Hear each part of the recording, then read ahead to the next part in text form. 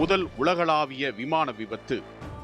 20ஆம் நூற்றாண்டின் தொடக்கத்தில் மனிதன் வானில் பறக்கும் கனவு உண்மையாக வேண்டும் என்பது நிலையில் இருந்த காலம் அது.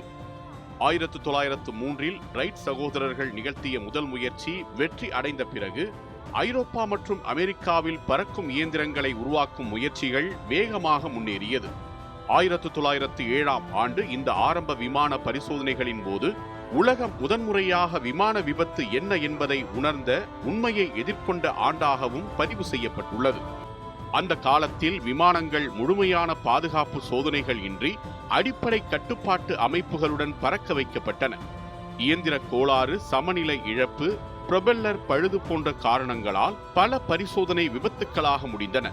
இந்த விபத்துகள் பெரும் உயிரிழப்புகளை ஏற்படுத்தவில்லை என்றாலும் பறக்கும் தொழில்நுட்பத்தில் பாதுகாப்பு முக்கியம் என்பதை உலகிற்கு உணர்த்திய நாளாக அமைந்தது. 1907இல் ஏற்பட்ட இந்த அனுபவங்களே விமான வடிவமைப்பில் முக்கிய மாற்றங்களை உருவாக்கின. கட்டுப்பாட்டு அமைப்புகள் மேம்படுத்தப்பட்டன, சோதனை நடைமுறைகள் கடுமையாக்கப்பட்டன, பைலட் பாதுகாப்பு முக்கிய அம்சமாக மாறியது. இந்த ஆரம்ப விபத்துக்களின் வரலாற்று பாடங்களின் அடிப்படையில்தான் பின்னர் உலகம் பாதுகாப்பான விமான பயண யுகத்துக்குள் நுழைந்தது.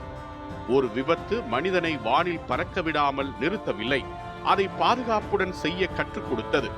1907 பறக்கும் இயந்திர வளர்ச்சியில் ஒரு முக்கிய திருப்பு முனையாக அமைந்தது.